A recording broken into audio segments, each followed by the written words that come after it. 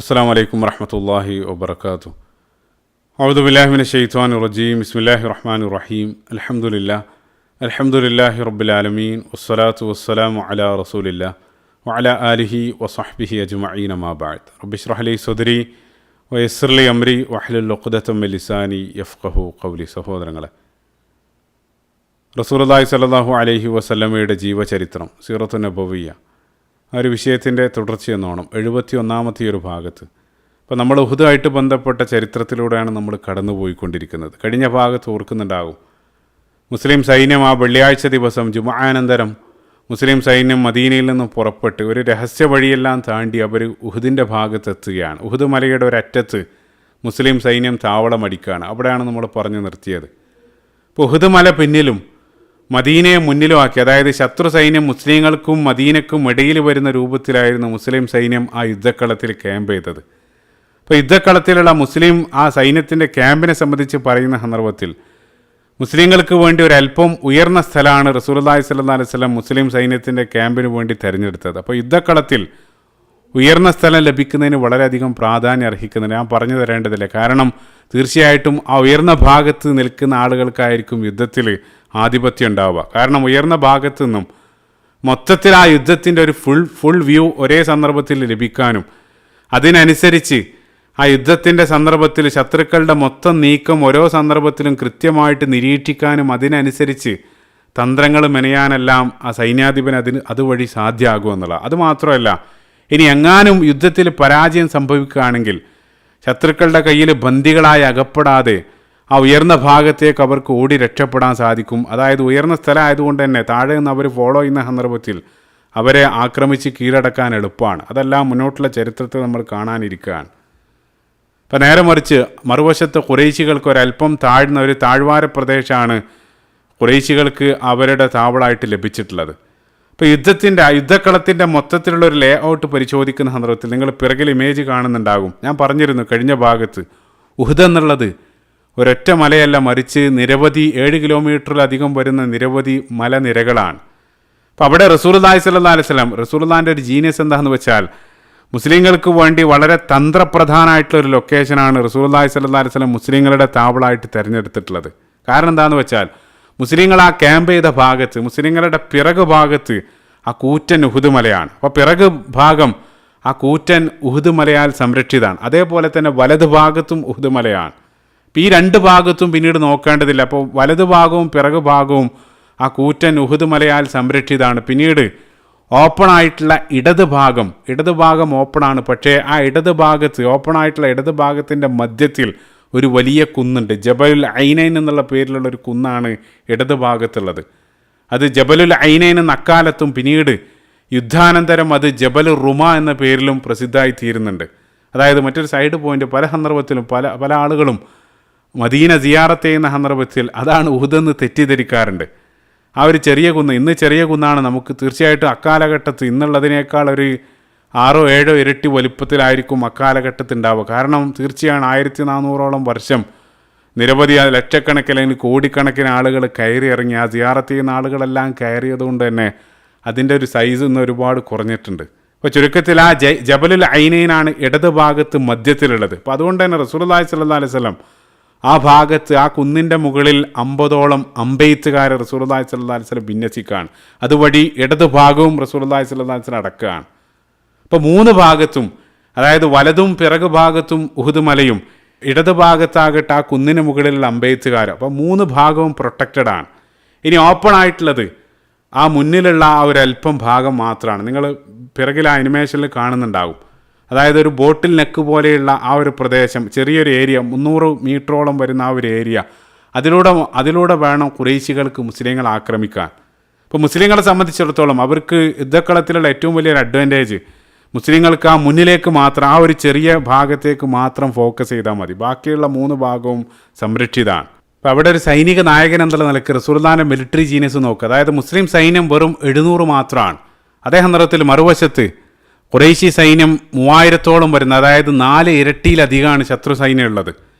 റസൂലുള്ളാഹി സ്വല്ലല്ലാഹു അലൈഹി വസല്ലം ഈ ഒരു ചെറിയ നമ്പറിന് 700ഓളം വരുന്ന ആ ഒരു സംഘത്തെ ആ ഒരു സ്ഥലത്ത് ലൊക്കേറ്റ് ചെയ്യുക വഴി അവിടെ മാക്സിമം എഫക്റ്റീവായിട്ട് ആ ഒരു ചെറിയ നമ്പറിനെ റസൂലുള്ളാഹിക്ക് ഉപയോഗിക്കാൻ സാധിക്കുകയാണ്. അത് മാത്രമല്ല 3 ഭാഗത്ത് ഫോക്കസ് ചെയ്യേണ്ടതില്ല, മുന്നോട്ട് മാത്രം ഫോക്കസ് ചെയ്ത് യുദ്ധം ചെയ്യാൻ സാധിക്കും.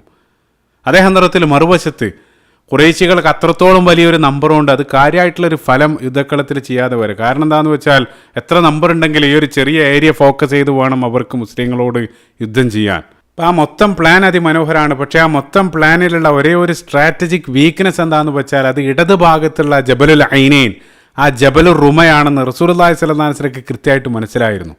അതുകൊണ്ടാണ് ശക്തരായിട്ടുള്ള 50ഓളം അമ്പെയ്ത്തുകാരെ ആ കുന്നിന് മുകളിൽ റസൂലുള്ളാഹി വിന്യസിക്കാനുള്ള കാരണം. ആ മൊത്തത്തിലുള്ള പദ്ധതിയിൽ ആ ഒരു സ്പോട്ടിൻ്റെ പ്രാധാന്യം കൃത്യമായിട്ട് റസൂലുള്ളാഹി മനസ്സിലാക്കിയത് കൊണ്ടാണ് ശക്തമായിട്ടുള്ള നിർദ്ദേശങ്ങൾ ആ 50ഓളം അമ്പെയ്ത്തുകാർക്ക് റസൂലുള്ളാഹി നൽകാനുള്ള കാരണം അവരെങ്ങാനും വീക്കായി കഴിഞ്ഞാൽ മൊത്തം പ്ലാന് പ്രതികൂലമായിട്ട് ഭവിക്കുമെന്ന് റസൂലുള്ളാഹി സ്വല്ലല്ലാഹു അലൈഹി വസല്ലം തിരിച്ചറിഞ്ഞിരുന്നു. അപ്പോൾ അതുകൊണ്ട് തന്നെ ഉഹുദുമായിട്ട് ബന്ധപ്പെട്ട് കടന്നു വരുന്ന ഉദ്ധരണികളിൽ ഏറ്റവും ആധികാരികമായിട്ട് കാണാൻ സാധിക്കുന്ന ഒരു ഉദ്ധരണി, റസൂൽ നിരവധി ഗ്രന്ഥങ്ങൾ ഒരേ രൂപത്തിൽ കടന്നു വരുന്ന ഒരു ഉദ്ധരണി, റസൂലുള്ളാഹി സ്വല്ലല്ലാഹു അലൈഹി വസല്ലം ആ മലമുകളിൽ നിർത്തിയ അമ്പെയ്ത്തുകാർക്ക് റസൂലുള്ളാഹി നൽകിയ ഇൻസ്ട്രക്ഷനാണ്. അബ്ദുല്ലാഹ് ഇബ്നു ജുബൈർ റളിയല്ലാഹു അൻഹു അൻസാറുകളിൽപ്പെട്ട പ്രസിദ്ധനായിട്ടുള്ള സ്വഹാബിയുടെ നേതൃത്വത്തിൽ 50ഓളം ആളുകളെ റസൂലുള്ളാഹി മലമുകളിൽ നിർത്തിയതിന് ശേഷം സീറത്ത് ഇബ്നു ഹിശാമിൽ വായിക്കാൻ സാധിക്കും, റസൂലുള്ളാഹി അവരോട് പറഞ്ഞു, ഞങ്ങൾക്ക് നേരെ വരുന്ന ശത്രുക്കളുടെ അശ്വഭടന്മാരെ നിങ്ങൾ അമ്പെയ്ത് തുരത്തുക. കാരണം അമ്പ് കണ്ടാൽ നമുക്കറിയാം കുതിര ഒരിക്കലും മുന്നോട്ട് നീങ്ങില്ല. അവരൊരിക്കലും ഞങ്ങളുടെ പിറകിലൂടെ ആക്രമിക്കാൻ ഇടയാക്കരുത്, നിങ്ങൾ ഞങ്ങളെ സംരക്ഷിക്കുക എന്ന് റസൂലുള്ളാഹി പ്രത്യേകമായിട്ട് പറഞ്ഞു. യുദ്ധം അനുകൂലമായാലും പ്രതികൂലമായാലും എൻ്റെ കൽപ്പന ലഭിക്കാതെ നിങ്ങൾ ഇവിടെ നിന്നും ഇറങ്ങി വരുതെന്ന് പ്രത്യേകമായിട്ട് റസൂലുള്ളാഹി സ്വല്ലല്ലാഹു അലൈഹി വസല്ലം അവർക്ക് നിർദ്ദേശം നൽകി. സീറത്ത് ഇബ്നു ഹിശാം. അതേപോലെ തന്നെ ഇമാം അഹ്മദിൻ്റെയും തുബ്രാനിയുടെയും എല്ലാം മറ്റൊരു ഉദ്ധരണിയിൽ റസൂലുള്ളാഹി സ്വല്ലല്ലാഹു അലൈഹി വസല്ലം അവരോട് പറഞ്ഞു, നിങ്ങൾ ഞങ്ങളുടെ പിറകിൽ നിന്നും സംരക്ഷിക്കുക. ഫഇൻ റഅയ്തുമൂന നുഖ്തൽ ഫലാ തൻസുറൂന, ഞങ്ങൾ യുദ്ധക്കളത്തിൽ വധിക്കപ്പെടുന്നതായിട്ട് നിങ്ങൾ കണ്ടാലും നിങ്ങൾ ഞങ്ങളെ സഹായിക്കാൻ വേണ്ടി ഇറങ്ങി വരരുത്. റസൂലുള്ളാഹി സ്വല്ലല്ലാഹു അലൈഹി വസല്ലം അവർക്ക് നൽകിയ നിർദ്ദേശമാണ്. ഒരല്പം കൂടെ വ്യക്തമായിട്ട് റസൂലുള്ളാഹി പറഞ്ഞു, സ്വഹീൽ ബുഖാരി തന്നെ കടന്നു വരുന്ന മറ്റൊരു ഉദ്ധരണിയിൽ റസൂലുള്ളാഹി പറഞ്ഞു, ഇൻ റഅയ്തുമൂന തഖ്തഫുന ത്വയ്റു ഫലാ തബ്റഹു മക്കാനക്കും ഹത്താ ഉർസില ഇലൈക്കും. റസൂലുള്ളാഹി പറയാണ്, ഇനി ഞങ്ങളെ യുദ്ധക്കളത്തിൽ അവർ പരാജയപ്പെടുത്തി ഞങ്ങളുടെ ജഡങ്ങൾ പക്ഷികൾ റാഞ്ചിയെടുക്കുന്നതായിട്ട് കണ്ടാലും എൻ്റെ നിർദ്ദേശം ലഭിക്കാതെ നിങ്ങൾ ഇറങ്ങി വരരുത്. എത്ര ശക്തമായിട്ടുള്ള നിർദ്ദേശമാണ്. അതുമാത്രമല്ല, മറ്റൊരു ഉദ്ധരണി, ഒരു പ്രവചനം പോലെ തന്നെ റസൂലുള്ളാഹി ഞെട്ടിക്കുന്ന മറ്റൊരു നിർദ്ദേശം തുബ്രാനിയുടെ ഉദ്ധരണിയിൽ കാണാൻ സാധിക്കും. റസൂലുള്ളാഹി പറഞ്ഞു, ഇനി ഞങ്ങൾ യുദ്ധത്തിൽ വിജയിച്ച് വഇൻ റഅയ്തുമൂന ഖദ് ഗനിംന ഫലാ തുശാരികൂന, ഇനി ഞങ്ങൾ യുദ്ധത്തിൽ ഞങ്ങൾ വിജയിച്ച് യുദ്ധസ്വത്തുക്കൾ ഞങ്ങൾ ഒരുക്കുകൂട്ടുന്നതായിട്ട് കണ്ടാലും നിങ്ങൾ ഞങ്ങളുമായിട്ട് എൻ്റെ നിർദ്ദേശം ലഭിക്കാതെ നിങ്ങൾ ഒരിക്കലും പങ്കുചേരരുത്. റസൂലുള്ളാഹി അവർക്ക് നൽകിയ നിർദ്ദേശം ചിന്തിച്ച് നോക്കുക. അപ്പോൾ ഇത്ര ശക്തമായിട്ടുള്ള ഇൻസ്ട്രക്ഷൻ റസൂലുള്ളാഹി നൽകിയത് കാണിക്കുന്ന ഒന്ന് റസൂലുള്ളാഹിൻ്റെ മിലിറ്ററി ജീനിയസാണ്. കാരണം ആ ഒരു സ്പോട്ടിൻ്റെ പ്രാധാന്യം, ആ ഒരു വീക്ക്നെസ് കൃത്യമായിട്ട് റസൂലുള്ളാഹിക്ക് മനസ്സിലായിരുന്നു. ഒന്ന്. രണ്ടാമതായിട്ട് ശത്രു സൈന്യം മുസ്ലിങ്ങളെ പിറകിലൂടെ ആക്രമിക്കാനുള്ള ഏക സാധ്യത അല്ലെങ്കിൽ ഏക വഴി അത് റസൂലുള്ളാഹി സ്വല്ലല്ലാഹു അലൈഹി വസല്ലം ശക്തമായിട്ട് അവിടെ അടക്കുകയാണ്. അപ്പോൾ 3 ഭാഗം സംരക്ഷിതമായി. ഇനി ആ മുന്നിലെ ചെറിയ ഭാഗം ഫോക്കസ് ചെയ്ത് മുസ്ലിം സൈന്യത്തിന് ആ ശത്രുക്കളെ നേരിടാൻ സാധിക്കും. അപ്പോൾ ആ രൂപത്തിൽ ആ സൈന്യത്തെ റസൂലുള്ളാഹി സ്വല്ലല്ലാഹു അലൈഹി വസല്ലം യുദ്ധക്കളത്തിൽ പ്ലേസ് ചെയ്തു. അങ്ങനെ ഹിജ്റ വർഷം 3 ശവ്വാൽ മാസം 7-ാം തീയതി ശനിയാഴ്ച ദിവസം പ്രഭാതത്തിൽ ആ 2 സംഘവും അണിനിരന്നു. ഇനി യുദ്ധം ആരംഭിക്കാൻ ഏതാനും നിമിഷങ്ങൾ മാത്രം. മുസ്ലിം സൈന്യത്തിന് നമുക്കറിയാം, നേരത്തെ പറഞ്ഞിരുന്നു, പതാകവാഹകൻ മുസ്അബ് ഇബ്നു ഉമൈർ റളിയല്ലാഹു അൻഹു ആണ്. ആ സൈന്യത്തിൻ്റെ വലതുഭാഗത്തിൻ്റെ ചുമതല റസൂലുള്ളാഹി നൽകിയത് മുൻദിർ ഇബ്നു അംർ റളിയല്ലാഹു അൻഹുവിനാണ്. ഇടതുഭാഗത്തിൻ്റെ ചുമതല, ഇടതുഭാഗം പ്രാധാന്യം അർഹിക്കുന്നത് കാരണം അവിടെയാണ് ആ വീക്ക് പോയിന്റ് ഉള്ളത്. ആ ജബലുർ റുമയുടെ ഭാഗത്ത് റസൂലുള്ളാഹി സ്വല്ലല്ലാഹു അലൈഹി വസല്ലം ധീരനായിട്ടുള്ള യോദ്ധാവ് സുബൈർ ഇബ്നു അൽ അവ്വാം റളിയല്ലാഹു അൻഹു അദ്ദേഹത്തെ സഹായിക്കാൻ വേണ്ടി മിഖ്ദാദ് ഇബ്നു അൽ അസ്വദ് റളിയല്ലാഹു അൻഹുവിനും ഇടതുഭാഗത്തിൻ്റെ ചുമതല റസൂലുള്ളാഹി നൽകി. മറുവശത്ത് ശത്രു സൈന്യം അബൂ സുഫിയാൻ്റെ നേതൃത്വത്തിൽ അണിനിരന്ന് കഴിഞ്ഞു. അവിടെ അബൂ സുഫിയാൻ ആ സൈന്യത്തിൻ്റെ വലതുഭാഗം ഇക്രിമ ഇബ്നു അബീ ജഹലിനും ഇടതുഭാഗത്താണ് ഖാലിദ് ഇബ്നുൽ വലീദ് അദ്ദേഹത്തിൻ്റെ കുതിരപ്പടയുമായിട്ട് നിൽക്കുന്നത്. അതായത് ഖാലിദിൻ്റെ കുതിരപ്പട നിൽക്കുന്നത് ആ ജബലുർ റുമയുടെ നേർ പിറകുഭാഗത്തായിട്ടാണ്. അപ്പോൾ അതുകൊണ്ട് തന്നെ സമർത്ഥനായിട്ടുള്ള ഖാലിദ് ഇബ്നുൽ വലീദ് ആ യുദ്ധക്കളത്തിൽ ആ ഒരു ലൊക്കേഷൻ്റെ സാധ്യത വളരെ കൃത്യമായിട്ട് മനസ്സിലാക്കിയിരുന്നു. അപ്പോൾ ഖാലിദിൻ്റെ കുതിരപ്പടയെ പ്രത്യേകമായിട്ട് ഫോക്കസ് ചെയ്യണം എന്നുള്ള നിർദ്ദേശവും റസൂലുള്ളാഹി സ്വല്ലല്ലാഹു അലൈഹി വസല്ലം ഇടതുഭാഗത്തുള്ള സുബൈർ ഇബ്നു അവ്വാം റളിയല്ലാഹു അൻഹുവിനും മിഖ്ദാദിനും റസൂലുള്ളാഹി പ്രത്യേകമായിട്ട് നൽകിയിരുന്നു. അങ്ങനെ റസൂലുള്ളാഹി സ്വല്ലല്ലാഹു അലൈഹി വസല്ലം ആ 2 അങ്കിയെല്ലാം ധരിച്ച് അവസാനമായിട്ട് ആ സൈന്യത്തിന് ചില നിർദ്ദേശങ്ങൾ നൽകുകയാണ്. റസൂലുള്ളാഹി ആദ്യമായിട്ട് ആ സൈന്യത്തോട് പറഞ്ഞു, നിങ്ങൾ എൻ്റെ ആജ്ഞകളെ നിങ്ങൾ യുദ്ധത്തിലുടനീളം മുറുകെ പിടിക്കുക. റസൂലുള്ളാഹിൻ്റെ കൽപ്പനകൾ മുറുകെ പിടിക്കാനും എൻ്റെ ഉത്തരവ് ലഭിക്കുന്നത് വരെ നിങ്ങൾ യുദ്ധം ആരംഭിക്കരുതെന്നെല്ലാം റസൂലുള്ളാഹി ഇതാഅത്തിൻ്റെ പ്രാധാന്യം കൃത്യമായിട്ട് അവരെ ഉണർത്തുകയാണ്. ചിന്തിച്ചു നോക്കുക, അതായത് മുന്നോട്ടുള്ള ചരിത്രം വെച്ച് റസൂലുള്ളാഹി ചെയ്യുന്ന ഓരോ പ്രവൃത്തികൾ നിങ്ങളൊന്ന് വിലയിരുത്തി നോക്കുക. സുബ്ഹാനല്ലാഹ്.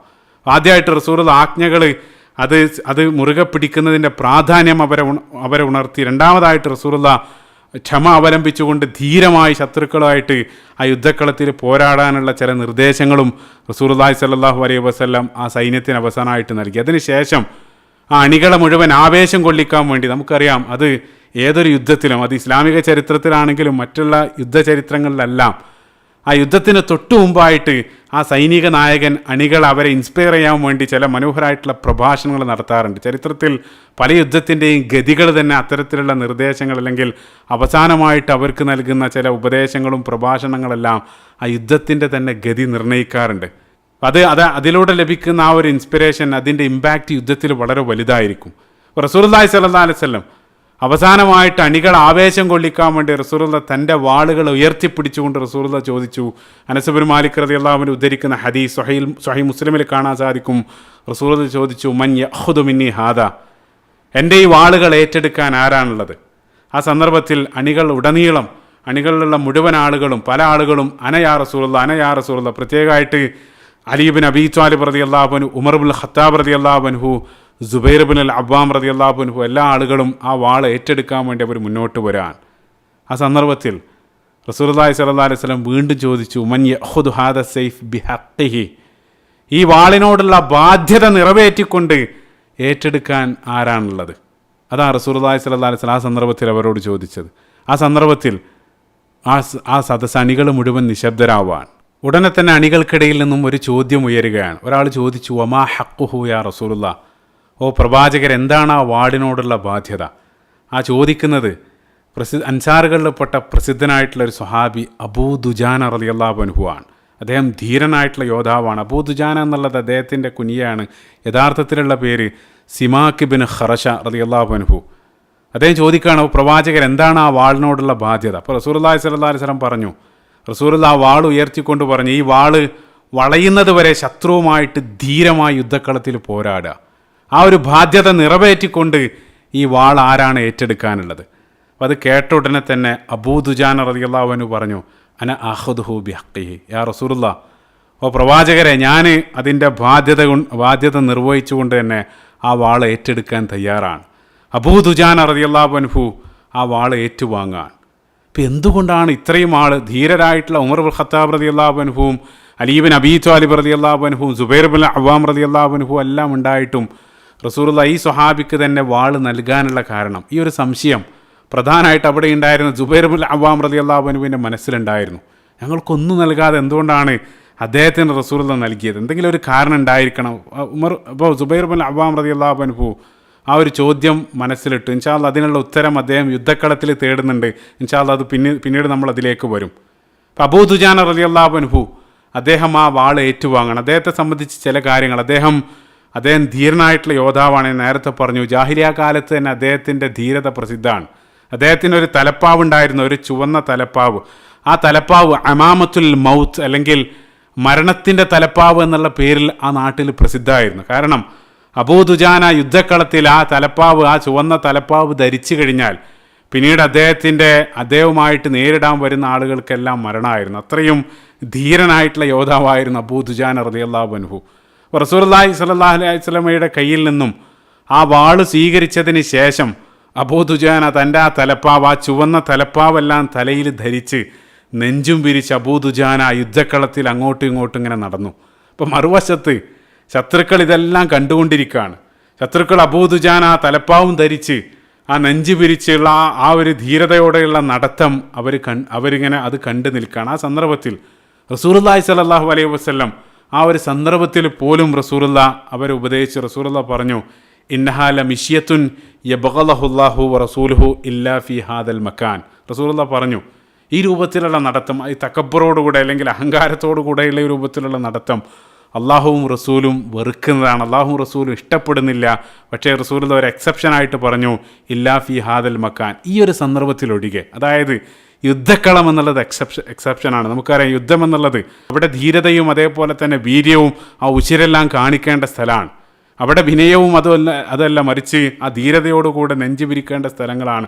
റസൂലുള്ളാഹി സ്വല്ലല്ലാഹു അലൈഹി വസല്ലം പറയാണ്, ഈ ഒരു സന്ദർഭത്തിൽ ഇതൊക്കെ മറ്റുള്ള സന്ദർഭങ്ങളിൽ ഒരിക്കലും ഈ രൂപത്തിലുള്ള നടത്തം അള്ളാഹുവും റസൂലും ഇഷ്ടപ്പെടുന്നില്ലെന്ന് റസൂലുള്ളാഹി സ്വല്ലല്ലാഹു അലൈഹി വസല്ലം പ്രത്യേകമായിട്ട് ആ ഒരു സന്ദർഭത്തിൽ പോലും റസൂലുള്ളാഹി അവരെ ഉപദേശിക്കുകയാണ്. സുബ്ഹാനല്ലാഹ്. അപ്പോൾ ആ ഒരു ഉപദേശത്തിൽ നമുക്കുള്ള പാഠം ആ ഒരു സന്ദർഭത്തിൽ പോലും റസൂലുള്ളാഹി അത് ഉപദേശിക്കുന്നുണ്ട്. കാരണം പരിശുദ്ധ ഖുർആനിൽ പോലും അല്ലാഹു സുബ്ഹാനഹു വ തആല വിശ്വാസികളുടെ നടത്തത്തെ സംബന്ധിച്ച് പറഞ്ഞ സന്ദർഭത്തിൽ സൂറത്തുൽ ലുഖ്മാന്റെ 18-ാമത്തെ വചനത്തിൽ വലാ തംശി ഫിൽ അർളി മർഹ, നിങ്ങൾ പൊങ്ങച്ചത്തോടുകൂടെ തകബ്ബറോടുകൂടെ നിങ്ങൾ ഭൂമിയിലൂടെ നടക്കരുത്, അല്ലാഹു സുബ്ഹാനഹു വ തആല പറഞ്ഞു. അതേപോലെ തന്നെ അള്ളാഹുവിൻ്റെ ഇഷ്ടദാസന്മാർ ഇബാദുർ റഹ്മാനെ സംബന്ധിച്ച് പറഞ്ഞ അവരുടെ ക്വാളിറ്റികൾ പറഞ്ഞ സന്ദർഭത്തിൽ സൂറത്തുൽ ഫുർഖാൻ്റെ 63-ാമത്തെ വചനത്തിൽ ആദ്യത്തെ ക്വാളിറ്റി ആയിട്ട് അല്ലാഹു സുബ്ഹാനഹു വ തആല ഇബാദുർ റഹ്മാനിൽ ലദീന യംശൂന അലൽ അർളി ഹൗന, അല്ലാഹു സുബ്ഹാനഹു വ തആല പറയുന്നുണ്ട് അവർ വിനയത്തോടുകൂടെ ഭൂമിയിലൂടെ നടക്കുന്നവരായിരിക്കും. അതാണ് അള്ളാഹുവിൻ്റെ ഇഷ്ടദാസന്മാരുടെ ഏറ്റവും വലിയ ക്വാളിറ്റി ആയിട്ട് അല്ലാഹു സുബ്ഹാനഹു വ തആല പറയുന്നത്.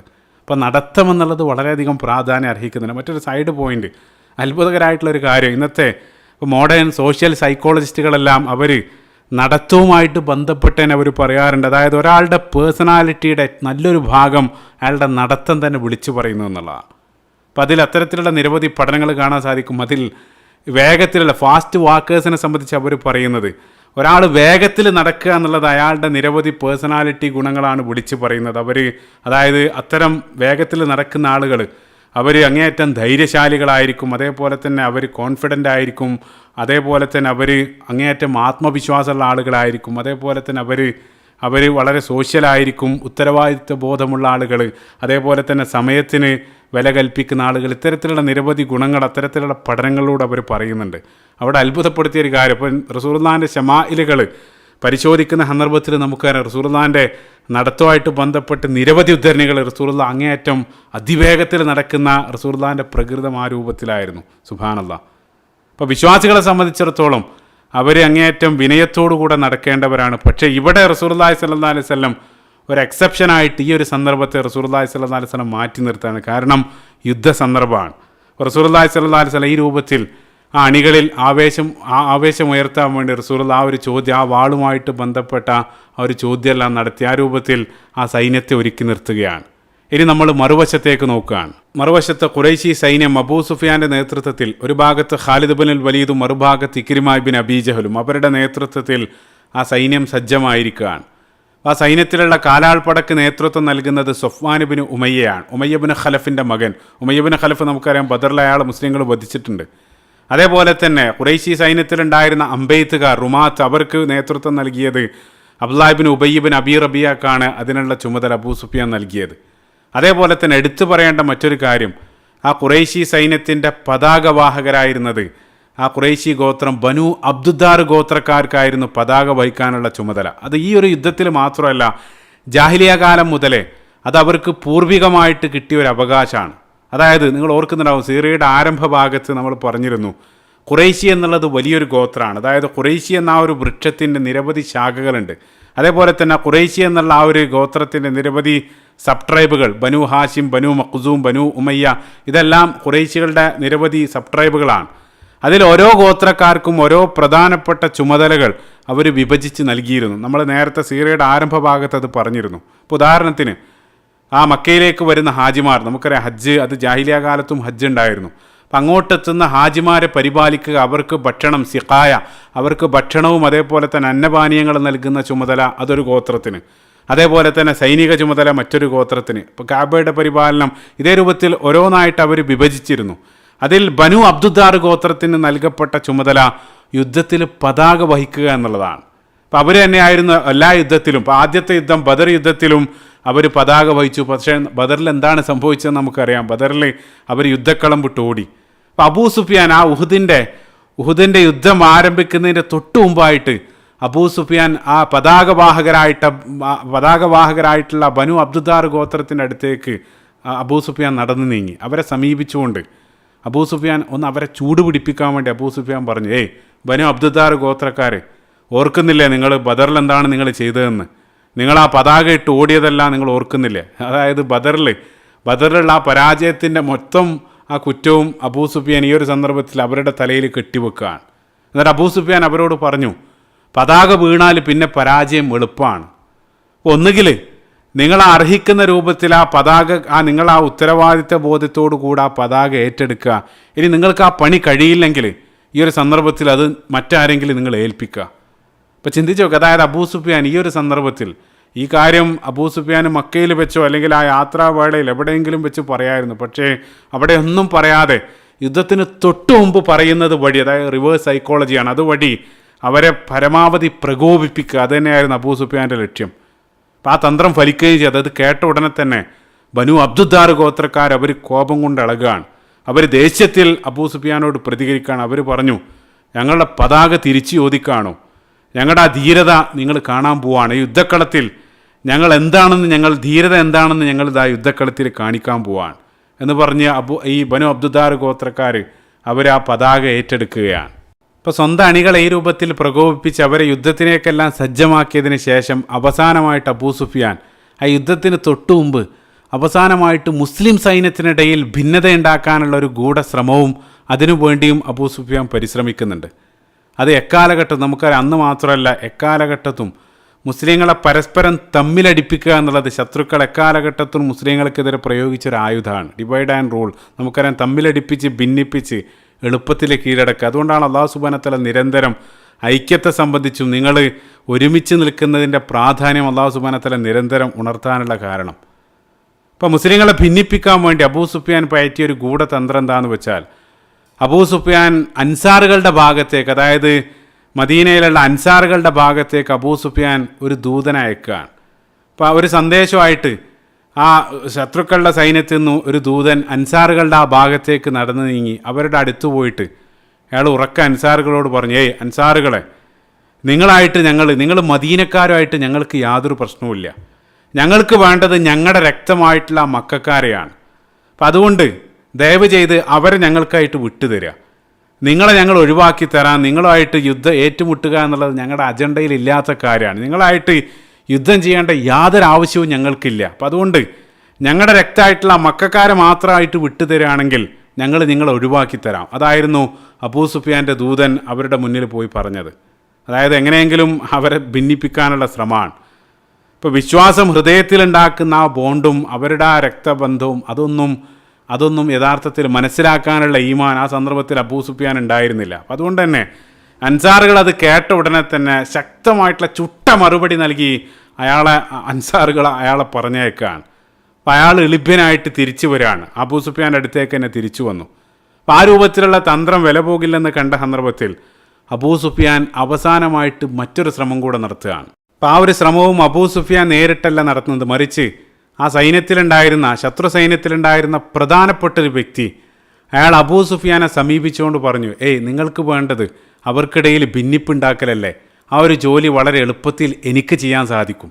അപ്പോൾ ആ രൂപത്തിലുള്ള ഒരു അവകാശവാദവുമായിട്ട് അബൂ സുഫിയാനെ ഒരാൾ സമീപിക്കുകയാണ്. ആരായിരുന്നു ആ വ്യക്തി? അയാളുടെ പേര് അബൂ ആമിർ റാഹിബ് എന്നറിയപ്പെടുന്നൊരു വ്യക്തിയാണ്. അപ്പോൾ എന്തുകൊണ്ടാണ് എനിക്കത് പെട്ടെന്ന് ചെയ്യാൻ സാധിക്കുമെന്ന് പറയാനുള്ള കാരണം അതറിയണമെങ്കിൽ ആദ്യം ഈ വ്യക്തിയെ സംബന്ധിച്ചൊരല്പം മനസ്സിലാക്കേണ്ടതുണ്ട്. യഥാർത്ഥത്തിൽ ഈ വ്യക്തി മക്കക്കാരുടെ ആ ശത്രു സൈന്യത്തോടൊപ്പം ഉണ്ടെങ്കിലും യഥാർത്ഥത്തിൽ അയാൾ മദീന നിവാസിയായിരുന്നു. അയാൾ മദീനയിൽ ഔസ് ഗോത്രക്കാരനായിരുന്നു. ജാഹിലിയ കാലത്ത്, അതായത് റസൂലുള്ളാഹി ഹിജറ ചെയ്ത് മദീനയിലേക്ക് എത്തുന്നതിന് മുമ്പ് ആ മദീനയിൽ ആ സമൂഹത്തിൽ എല്ലാവരാലും ആദരിക്കപ്പെടുന്ന ഔസ് ഗോത്രത്തിലെ പ്രധാനപ്പെട്ട ഒരു നേതാവായിരുന്നു ഈ അബൂ ആമിർ റാഹിബ് എന്നുള്ള പദത്തിനർത്ഥം പുരോഹിതൻ, സന്യാസി എന്നുള്ളതാണ്. അതായത് ആ നാട്ടിലെ പ്രധാനപ്പെട്ട ഒരു പുരോഹിതനായിരുന്നു. മദീനയിൽ സർവ്വ ആളുകളാലും ആദരിക്കപ്പെടുന്നൊരു വ്യക്തിത്വമായിരുന്നു. പിന്നീട് റസൂലുള്ളാഹി മദീനയിലേക്ക് ഹിജറ ചെയ്ത് വന്ന ഉടനെ റസൂലുള്ളാഹിനോടും ഇസ്ലാമിനോടുള്ള വിരോധം കാരണം അയാൾ മദീനയിൽ നിന്നും മെല്ലെ മക്കയിലേക്ക് താമസം മാറാണ്. അങ്ങനെയാണ് അയാൾ മക്കയിലെത്തുന്നത്. അപ്പം അയാൾ ആ പോകുന്ന സമയം വരെ സമൂഹത്തിൽ എല്ലാവരാലും ആദരിക്കപ്പെടുന്ന അയാളുടെ വാക്കിന് അയാൾ പറഞ്ഞാൽ മറ്റുള്ള ആളുകളെല്ലാം കേൾക്കുന്ന രൂപത്തിലായിരുന്നു. ആ ഒരു പ്രതീക്ഷയിലാണ് ഈ ഒരു സന്ദർഭത്തിലും അയാൾ സംസാരിക്കാൻ വേണ്ടി പോകുന്നത്. പക്ഷേ അയാൾ പോയതിന് ശേഷം പിന്നീടുള്ള ആ 2 വർഷക്കാലം മദീനയിൽ വന്ന മാറ്റങ്ങൾക്കൊന്നും അയാൾ സാക്ഷിയായിരുന്നില്ല. ഏതായിരുന്നാലും അയാൾ അവരുമായിട്ട് സംസാരിക്കാൻ പോവാണ്. പ്രത്യേകമായിട്ട് മനസ്സിലാക്കേണ്ട ഒരു പോയിന്റ്, ഈ ഒരു വ്യക്തി, അതായത് അബൂ ആമിർ റാഹിബ്, അദ്ദേഹത്തിൻ്റെ വിളിപ്പേരാണ്. യഥാർത്ഥത്തിലുള്ള പേര് അബ്ദു അമ്രുബിനു സൈഫി. അബ്ദു അമ്രുബിനു സൈഫി എന്നുള്ള ആ വ്യക്തിയുടെ അയാളുടെ ഒരു മകൻ മുസ്ലിം പക്ഷത്തുണ്ട്. മുസ്ലിം പക്ഷത്തുള്ള അയാളുടെ മകൻ പ്രസിദ്ധമാണ്. നമ്മൾ കഴിഞ്ഞ എപ്പിസോഡിൽ പറഞ്ഞിരുന്നു, ഹൻളല ഇബ്നു അബി ആമിർ. അതായത് ആ മണിയറയിൽ നിന്നും യുദ്ധക്കളത്തിലേക്ക് കുതിച്ച ഹൻളല റളിയല്ലാഹു അൻഹുവിൻ്റെ ചരിത്രം കഴിഞ്ഞ ഭാഗത്ത് നമ്മൾ സൂചിപ്പിച്ചിരുന്നു. പിന്നീട് ഉഹുദ് യുദ്ധാനന്തരം ഗസീലുൽ മലായിക എന്നുള്ള അപരനാമത്തിലെല്ലാം അറിയപ്പെടാൻ പോകുന്ന ഹൻളല റളിയല്ലാഹു അൻഹുവിൻ്റെ പിതാവിനെ സംബന്ധിച്ചാണ് നമ്മൾ പറഞ്ഞുകൊണ്ടിരിക്കുന്നത്. ഈ വ്യക്തി, അതായത് അബൂ ആമിർ റാഹിബ്, അയാൾ ആ അബൂ സുഫിയാനോട് ഞാൻ അവരെ ഭിന്നിപ്പിച്ച് തരാമെന്ന് പറഞ്ഞ് അയാൾ ആ ഔസ് ഗോത്രക്കാരോട്, അൻസാറുകളോട് സംസാരിക്കാൻ വേണ്ടി അവരുടെ അടുത്തേക്ക് നടന്ന് നീങ്ങാൻ. അങ്ങനെ അയാൾ അവിടെ പോയി ആ മദീനക്കാരോട്, ഔസ് ഗോത്രക്കാരെ ആരാണ്, ഞാൻ അബൂ ആമിറാണെന്ന് പറഞ്ഞ ഉടനെ തന്നെ അയാൾ പറഞ്ഞു തീർക്കാൻ, ബാക്കിയുള്ള കാര്യം പറയുന്നതിന് മുമ്പ് തന്നെ അവിടെ ഉണ്ടായിരുന്ന മദീനക്കാർ അയാളെ ശക്തമായിട്ടുള്ള, വളരെ പരുഷമായിട്ടുള്ള ഭാഷയിൽ അവർ ആക്ഷേപിക്കാൻ തുടങ്ങി. അവർ പറഞ്ഞു, നിങ്ങൾ അബൂ ആമിർ റാഹിബല്ല, നിങ്ങൾ അബൂ ആമിർ അൽ ഫാസിഖാണ്. ആ റാഹിബിൻ്റെ ഓപ്പോസിറ്റ്. നിങ്ങൾ അബൂ ആമിർ അൽ ഫാസിഖാണ്, നിങ്ങളൊന്നും പറയേണ്ടതില്ല, ഞങ്ങൾക്ക് കേൾക്കേണ്ടതില്ലെന്നെല്ലാം പറഞ്ഞ് ശക്തമായിട്ടുള്ള ഭാഷയിൽ അയാളെ ആക്ഷേപിച്ചുകൊണ്ട് അയാളെ മടക്കി അയക്കുകയാണ്. അയാൾ വളരെ നിരാശയോടുകൂടെ അബൂ സുഫിയാൻ്റെ അടുത്തേക്ക് തിരിച്ചു വരാൻ. എന്നിട്ട് അയാൾ അബൂ സുഫിയാനോട് പറഞ്ഞു, എൻ്റെ ജനതയ്ക്ക് എന്തോ സംഭവിച്ചിട്ടുണ്ട്, ഈ രൂപത്തിലൊന്നും ആയിരുന്നില്ല, ഞാൻ പറഞ്ഞാൽ അവർ കേൾക്കുമായിരുന്നു, പക്ഷേ അവരെ ആരോ, അല്ലെങ്കിൽ അവർ വഴിപിടച്ച് പോയിട്ടുണ്ട്, അവർക്ക് എന്തോ സംഭവിച്ചിട്ടുണ്ടെന്നുള്ള ആ ന്യായമെല്ലാം പറഞ്ഞ് അയാളുടെ ആ ജാള്യതയെല്ലാം മറച്ചു വെച്ച് അയാൾ ആ സൈന്യത്തിലേക്ക് തന്നെ നടന്നു നീങ്ങാൻ. അപ്പം ഈ രൂപത്തിൽ ഭിന്നിപ്പിക്കാനുള്ള ഒരു ശ്രമം അബൂ സുഫിയാൻ അവിടെ നടത്തി നോക്കി, അത് പരാജയപ്പെടാൻ. അതേപോലെ തന്നെ ഖുറൈശി സൈന്യത്തിൽ ആ പുരുഷന്മാരോടൊപ്പം തന്നെ ഒരു പെൺപടയും ഇറങ്ങി പുറപ്പെട്ടിട്ടുണ്ടായിരുന്നു. നേരത്തെ നമ്മൾ പറഞ്ഞു, അബൂ സുഫിയാൻ്റെ ഭാര്യ ഹിന്ദ് ബിൻത്ത് ഉത്ബയുടെ നേതൃത്വത്തിൽ ഒരു പെൺപടയും ആ ഖുറൈശി സൈന്യത്തോടൊപ്പം ഉണ്ടായിരുന്നു. അപ്പോൾ അവർ യുദ്ധത്തിന് തൊട്ടു മുമ്പായിട്ട് ആ യോദ്ധാക്കളുടെ അണികൾക്കിടയിലൂടെ ദഫും മുട്ടി ഓടി നടന്ന് ആ പുരുഷന്മാരെ യുദ്ധസജ്ജരാക്കാൻ, അവരെ ഒന്ന് മോട്ടിവേറ്റ് ചെയ്യാൻ വേണ്ടി മനോഹരമായിട്ടുള്ള ചില കവിതാ ശകലങ്ങൾ അവർ അവിടെ ഉരുവിട്ടുകൊണ്ടിരുന്നു. സീറത്ത് ഇബ്നു ഹിശാമിൽ അദ്ദേഹം അത് ഉദ്ധരിക്കുന്നുണ്ട്. ആദ്യം അവർ ആ പതാകവാഹകരായിട്ടുള്ള ബനു അബ്ദുദാർ ഗോത്രക്കാരെ സമീപിച്ചുകൊണ്ട് അവരെ വാഴ്ത്തിക്കൊണ്ട്, അല്ലെങ്കിൽ അവരുടെ ധീരവീര കഥകൾ അനുസ്മരിച്ചുകൊണ്ടുള്ള കവിതാശകലങ്ങൾ, അബ്ദുദാർ സന്തതികളെ, നിങ്ങളാണ് ഞങ്ങളുടെ നാടിൻ്റെ സംരക്ഷകർ, നിങ്ങൾ ഞങ്ങളെ യുദ്ധക്കളത്തിൽ സംരക്ഷിക്കുക, അതേ രൂപത്തിലുള്ള കവിതാശകലങ്ങൾ. അതേപോലെ തന്നെ ചില വികാരം കൊള്ളുന്ന ചില വരികളും അവർ ഉദ്ധരിക്കുന്നുണ്ട്. ഇൻ തുഖ്ബിലു നുഖാനിഖ് ഔ തുദ്ബിറു നുഫാരിഖ്, നിങ്ങൾ പൊരുതി വിജയിച്ച് ആ യുദ്ധത്തിൽ വിജയിച്ച് നിങ്ങൾ തിരിച്ചു വന്നാൽ ഞങ്ങൾ നിങ്ങളെ ആലിംഗനം ചെയ്യും, നിങ്ങളെ സ്വീകരിക്കാൻ വേണ്ടി മെത്തകൾ വിരിക്കും. അതല്ല, ഇനി നിങ്ങൾ യുദ്ധക്കളത്തിൽ പിന്തിരിഞ്ഞോടി പരാജയപ്പെടുകയാണെങ്കിൽ നിങ്ങളെ ഞങ്ങൾ കൈയൊഴിയും. ഈ രൂപത്തിലുള്ള ഉത്തേജിപ്പിക്കുന്ന രൂപത്തിലുള്ള കവിതാശകലങ്ങൾ ആ സ്ത്രീകൾ അവിടെ ഉരുവിടുന്നുണ്ട്. അത് യഥാർത്ഥത്തിൽ അവർ ഇതേ രൂപത്തിൽ സ്ത്രീകളെ അല്ലെങ്കിൽ ഭാര്യമാരെ കൂടെ കൊണ്ടുവരാനുള്ള ഒരു കാരണം ഇതുതന്നെയായിരുന്നു. അവരെ എല്ലാ അർത്ഥത്തിലും യുദ്ധക്കളത്തിൽ ധീരമായി പോരാടാൻ വേണ്ടിയുള്ള ഒരു മോട്ടിവേഷൻ എന്നുള്ള നിലക്ക് തന്നെയായിരുന്നു അവർ ഈ പെൺപടയെ കൂടെ കൂട്ടിയിരുന്നത്. അപ്പോൾ അവരും അവരുടെ ആ ദൗത്യം ഒരു ഭാഗത്ത് നിർവഹിക്കുന്നുണ്ടായിരുന്നു. അപ്പോൾ ഈ രൂപത്തിലുള്ള ഒരുക്കങ്ങളെല്ലാം കഴിഞ്ഞ് ആ ഇരു വിഭാഗവും യുദ്ധത്തിലേക്ക്, അല്ലെങ്കിൽ യുദ്ധം ആരംഭിക്കുകയാണ്.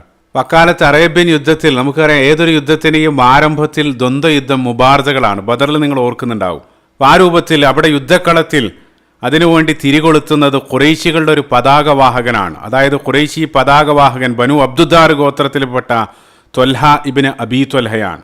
അയാൾ ധീരനായിട്ടുള്ള യോദ്ധാവാണ്. ഖുറൈശികളുടെ ഭാഗത്തുള്ള ധീരനായിട്ടുള്ള ഒരു അശ്വഭടനാണ്. അയാൾ ഒരു ഒട്ടകപ്പുറത്ത് കയറി മുസ്ലിങ്ങളുടെ ഭാഗത്തേക്ക് വന്ന അയാൾ മുസ്ലിങ്ങളെ ദ്വന്ദ്വ യുദ്ധത്തിന് വേണ്ടി വെല്ലുവിളിക്കാൻ.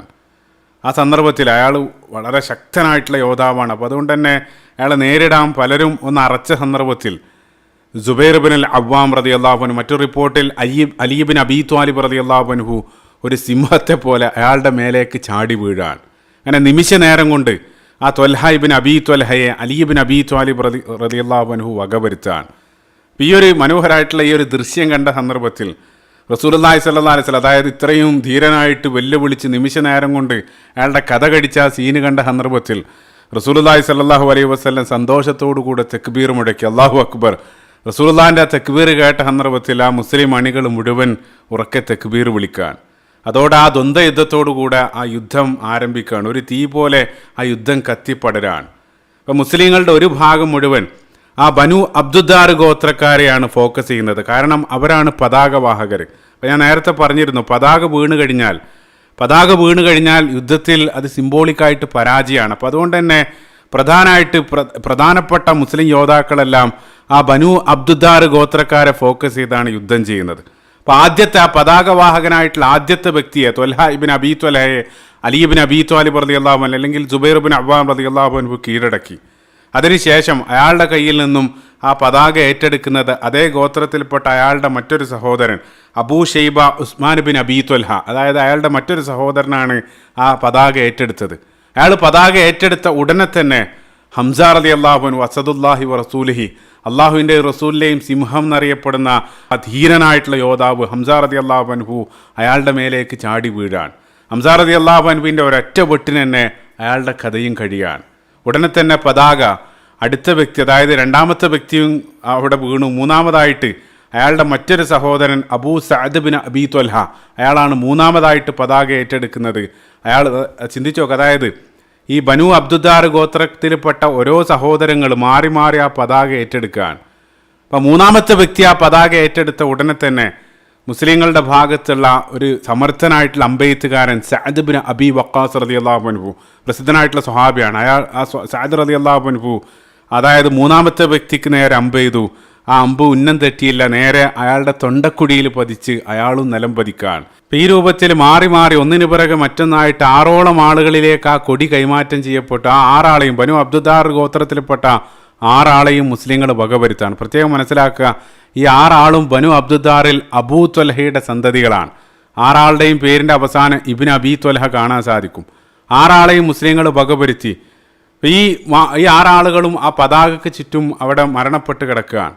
അതിനുശേഷം ഉടനെ തന്നെ മറ്റൊരാൾ ബനു അബ്ദുദ്ദാറിൽപ്പെട്ട മറ്റൊരു വ്യക്തി വന്ന് ആ പതാക ഏറ്റെടുത്തു. അവരെയും ഹംസ റളിയല്ലാഹു അൻഹു അതേപോലെ തന്നെ അലി ഇബ്ൻ അബീ ത്വാലിബ് റളിയല്ലാഹു അൻഹുവും വീണ്ടും പതാക ഏറ്റെടുക്കുന്ന ഓരോ ആളുകളെയായിട്ട് വധിക്കുകയാണ്. അങ്ങനെ ഒന്നിനു പിറകെ മറ്റൊന്നായിട്ട് ആ പതാക വഹിക്കുന്ന ബനു അബ്ദുദ്ദാർ ഗോത്രത്തിലെ 10 ആളുകളെയും മുസ്ലിങ്ങൾ ഒരല്പനേരം കൊണ്ട് തന്നെ വകവരുത്താണ്. അവസാനം ആ ഗോത്രത്തിൽ പിന്നീട് പതാകവാഹകരായിട്ട് ആരുമില്ല. അവസാനം ആ ഗോത്രത്തിൽപ്പെട്ട അവരുടെ ഒരു അബിസീനിയൻ അടിമ സുആബ് എന്നുള്ള പേരിലുള്ള ഒരു അടിമ, അയാൾ പതാക വഹിക്കാൻ ശ്രമിച്ചെങ്കിലും അയാളെയും മുസ്ലിങ്ങൾ വകവരുത്താണ്. അതോടുകൂടെ ആ ഖുറൈശികളുടെ പതാക നിലത്ത് വീഴാണ്.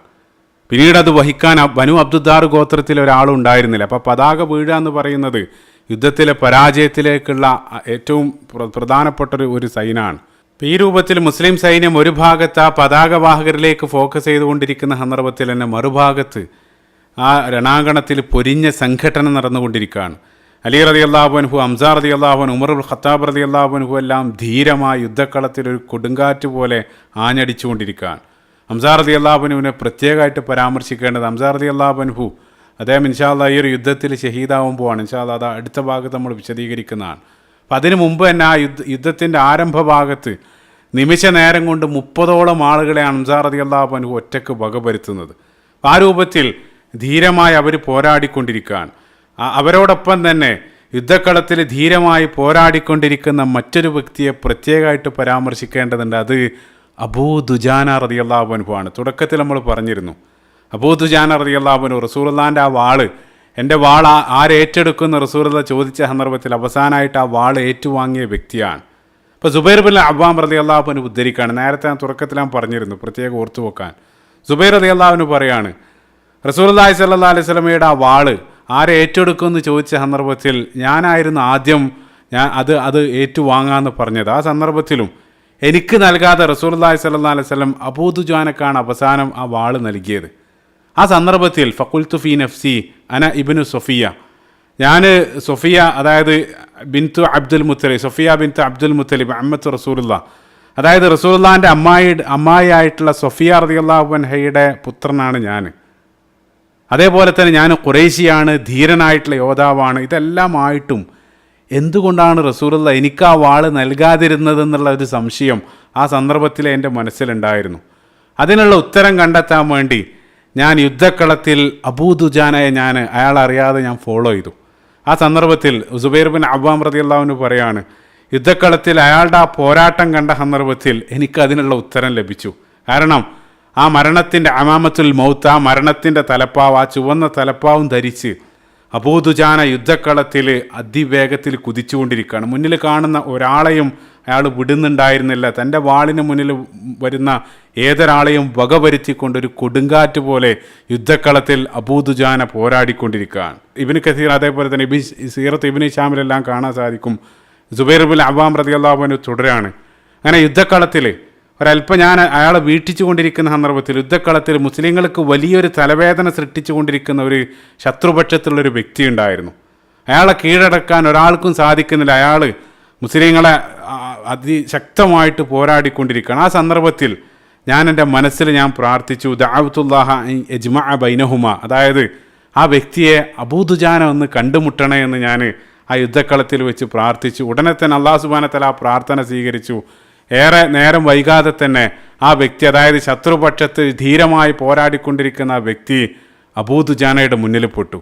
പിന്നീട് ഏറെ സമയം വേണ്ടി വന്നില്ല, ഉടനെ തന്നെ അയാൾ നിലം പതിച്ചു. അബൂദുജാന അയാളെയും കീഴടക്കി. അതേപോലെ തന്നെ സീറത്ത് ഇബ്നു ഹിശാമിൽ അദ്ദേഹം ഉദ്ധരിക്കുന്നുണ്ട്, അബൂദുജാന തന്നെ പറയുന്ന മറ്റൊരു സംഭവം, യുദ്ധക്കളത്തിൽ ശത്രുപക്ഷത്തുള്ള ഒരാൾ മറ്റുള്ള ആളുകളെല്ലാം യുദ്ധത്തിന് ഒരുക്കുന്നതായിട്ടും യുദ്ധക്കളത്തിൽ ശക്തമായി പോരാടുന്നതായിട്ടെല്ലാം എൻ്റെ ശ്രദ്ധയിൽപ്പെട്ടു. അപ്പം ഞാൻ അയാളെ ലക്ഷ്യം വെച്ച് മുന്നോട്ട് നീങ്ങി. അങ്ങനെ അവസാനം അയാളുടെ മുമ്പിലെത്തിയ സന്ദർഭത്തിൽ ഞാൻ അയാളെ വെട്ടാൻ വേണ്ടി വാൾ ഓങ്ങിയ സന്ദർഭത്തിൽ അവൾ തിരിഞ്ഞു. അതൊരു സ്ത്രീയായിരുന്നു. അവൾ നിലവിളിച്ചുകൊണ്ട് അതായത് ഉറക്കെ നിലവിളിച്ചുകൊണ്ട് അവൾ തിരിഞ്ഞ് നോക്കിയ സന്ദർഭത്തിൽ അതൊരു പുരുഷനായിരുന്നില്ല, അത് സ്ത്രീയായിരുന്നു. ആരായിരുന്നു ആ സ്ത്രീ? അത് ശത്രുപക്ഷത്തിൻ്റെ ആ തലവനായിരുന്ന അബൂ സുഫിയാൻ്റെ ഭാര്യ ഹിന്ദ് ബിൻത് ഉത്ബയായിരുന്നു. അവളും ആ യുദ്ധക്കളത്തിൽ പോരാടുന്നുണ്ടായിരുന്നു. അപ്പോൾ അബൂദുജാന പറയാണ് റളിയല്ലാഹു അൻഹു, അദ്ദേഹം പറയാണ്, ആ സ്ത്രീയാണെന്ന് കണ്ട സന്ദർഭത്തിൽ ഞാൻ എൻ്റെ വാള് ഞാൻ പിൻവലിച്ചു. ഫഅക്രംതു സൈഫ റസൂലില്ലാഹി അൻ അദ്രിബ ബിഹി ഇംറഅതൻ, അതായത് റസൂലുള്ളാഹിൻ്റെ ആ വാള് കൊണ്ട് ഒരു സ്ത്രീയെ വധിക്കാൻ അത് ആ വാളിനോടുള്ള അനാദരവാണെന്ന് കരുതി ഞാൻ ആ വാള് പിൻവലിച്ചു. സുബ്ഹാനല്ലാഹ്, മനോഹരമായിട്ടുള്ളൊരു കാര്യം ചിന്തിച്ചു നോക്ക്. അതായത് യുദ്ധമാണ് ഇവിടെ അരങ്ങേറുന്നത്, അതും മുന്നിൽ കിട്ടിയ വ്യക്തി അത് അവർ പ്രധാനപ്പെട്ട ആ ശത്രുപക്ഷത്തെ നേതാവിൻ്റെ ഭാര്യയാണ്. അതുമാത്രമല്ല ഖുറൈശികളോടൊപ്പം വന്ന ആ പെൺപടയുടെ നേതാവാണ്. അതുമാത്രമല്ല പിന്നീട് നമുക്കറിയാം, ഒരല്പം കൂടെ കഴിഞ്ഞാൽ ഹിന്ദ് ചെയ്യാൻ പോകുന്ന ക്രൂരകൃത്യങ്ങളെല്ലാം നമുക്കറിയാം. ഹംസ റളിയല്ലാഹു അൻഹുവായിട്ട് ബന്ധപ്പെട്ട് നമുക്കറിയാവുന്നതാണ്. അപ്പം ഇത്രയും ശത്രുത മുസ്ലിങ്ങളോട് വെച്ച് പുലർത്തുന്ന ആ സ്ത്രീയെ മുന്നിൽ കിട്ടിയ സന്ദർഭത്തിലും അബൂദുജാന അവളെ ആ വാളുകൊണ്ട് വധിക്കുന്നില്ല. കാരണം അത് ആ വാളിന് നൽകുന്ന അനാദരവാണെന്ന് അവർ മനസ്സിലാക്കുകയാണ്. ഇത് സ്വന്തമായിട്ട് മനസ്സിൽ തോന്നുന്നതല്ല, മറിച്ച് തീർച്ചയായിട്ടും ആ രൂപത്തിലുള്ളൊരു ചിന്ത മനസ്സിൽ വരണമെങ്കിൽ അത് റസൂലുള്ളാഹി സ്വല്ലല്ലാഹു അലൈഹി വസല്ലം അവർക്ക് നൽകിയ ആ തെർബിയത്തിൻ്റെ ഭാഗമായിരിക്കണം. തീർച്ചയാണ്. അപ്പോൾ ഞാനിത് പ്രത്യേകമായിട്ട് ഹൈലൈറ്റ് ചെയ്യാനുള്ള കാരണം, പൊതുവെ ഇസ്ലാമിനെതിരെ ഈ രൂപത്തിലുള്ള ആരോപണങ്ങൾ, സ്ത്രീയായിട്ട് ബന്ധപ്പെട്ട ആരോപണങ്ങൾ വരാറുണ്ട്. യുദ്ധക്കളത്തിൽ പോലും ഇത്രയും വലിയ ശത്രുവിനെ അവരെ കാണുന്ന സന്ദർഭത്തിൽ അവരോട് സ്വീകരിച്ച സമീപനെല്ലാം നിരവധി കാര്യങ്ങളാണ് വിളിച്ചോതുന്നത്. അപ്പോൾ ചുരുക്കത്തിൽ ആ യുദ്ധത്തിൻ്റെ ആദ്യ പകുതിയിൽ എല്ലാ അർത്ഥത്തിലും മുസ്ലിങ്ങൾക്കായിരുന്നു യുദ്ധക്കളത്തിൽ ആധിപത്യം. ആ ഖുറൈശികളുടെ പതാക അവിടെ വീണു, നേരത്തെ നമ്മൾ പറഞ്ഞു. അത് മാത്രമല്ല, പരാജയം മുന്നിൽ കണ്ട ഖുറൈശികൾ യുദ്ധക്കളം വിട്ട് ഓടുന്നതായിട്ട് കാണാൻ സാധിക്കും. ബറാ ഇബ്നു ആസിബ് റളിയല്ലാഹു അൻഹു സ്വഹീഹുൽ ബുഖാരി തന്നെ കടന്നു വരുന്ന ഉദ്ധരണിയിൽ അദ്ദേഹം പറയുന്നുണ്ട്, വല്ലാഹി റഅയ്തു നിസാ, ഞാൻ ശത്രുപക്ഷത്തുള്ള സ്ത്രീകൾ ഓടുന്നതായിട്ട് ഞാൻ കണ്ടു. ഏത് രൂപത്തിലെന്ന് വെച്ചാൽ അവരുടെ വസ്ത്രങ്ങളെല്ലാം ഉയർത്തിപ്പിടിച്ച് അവരുടെ ആ പാദസരവും കണങ്കാലുകളും വെളിവാക്കുന്ന രൂപത്തിൽ അത് വെളിവായിക്കൊണ്ട് അവരാ യുദ്ധക്കളം വിട്ട് ഓടുന്നതായിട്ട് ഞാൻ കണ്ടു. അദ്ദേഹം പറയുകയാണ്, അതായത് പ്രത്യേകം മനസ്സിലാക്കുക, സ്ത്രീകൾ എന്നുള്ളത് ആ സൈന്യത്തിൻ്റെ ഏറ്റവും പിന്നിലുള്ള ആ റോയിലായിരിക്കും സ്ത്രീകൾ ഉണ്ടാവുക. അപ്പോൾ സ്ത്രീകൾ ഓടിയെന്ന് പറഞ്ഞാൽ തീർച്ചയായിട്ടും മുന്നിലുള്ള ആളുകളെല്ലാം ആ യുദ്ധക്കളം വിട്ട് ഓടിയിരിക്കണം. അപ്പോൾ എല്ലാ അർത്ഥത്തിലും മുസ്ലിങ്ങൾക്ക് ആധിപത്യം ആ ഉഹുദിൻ്റെ ആദ്യ പകുതിയിൽ ലഭിക്കുകയാണ്. അവർ യുദ്ധക്കളം വിട്ട് ഓടുകയാണ്. പക്ഷേ നമുക്കറിയാം പിന്നീട് ആ യുദ്ധം മുസ്ലിങ്ങൾക്ക് തിരിച്ചടിയായി മാറുകയാണ്. എങ്ങനെയാണ് മാറിയത്? അതിൻ്റെ പ്രധാനപ്പെട്ട കാരണങ്ങളും അതിലുള്ള നിരവധി പാഠങ്ങളും അതെല്ലാം ഇൻഷാ അല്ലാഹ് തുടർന്നുള്ള ഭാഗത്ത് നമ്മൾ വിശദീകരിക്കുന്നതാണ്. അല്ലാഹു സുബ്ഹാനഹു വ തആല അവൻ്റെ പ്രവാചകൻ്റെയും അതേപോലെ തന്നെ ആ അനുയായികളുടെ എല്ലാം ചരിത്രം അത് ആഴത്തിൽ മനസ്സിലാക്കാനും അതനുസരിച്ച് ആ ജീവിതത്തിലുടനീളം അത് ഉൾക്കൊള്ളാനും നാളെ അവരോടൊപ്പം ആ സ്വർഗ്ഗലോകത്ത് ഒരുമിക്കാനുള്ള സൗഭാഗ്യം നമുക്ക് ഏവർക്കും നൽകുമാറാകട്ടെ. അല്ലാഹുമ്മ ആമീൻ. റബ്ബന ആതിന ഫിദ്ദുനിയ ഹസന വഫിൽ ആഖിറതി ഹസനതൻ വഖിന അദാബന്നാർ. റബ്ബന തഖബ്ബൽ മിന്നാ ഇന്നക അൻത സമീഉൽ അലീം വതുബ് അലൈനാ ഇന്നക അൻത തവ്വാബുർ റഹീം. അസ്സലാമു അലൈക്കും വറഹ്മത്തുള്ളാഹി വബറകാതുഹു.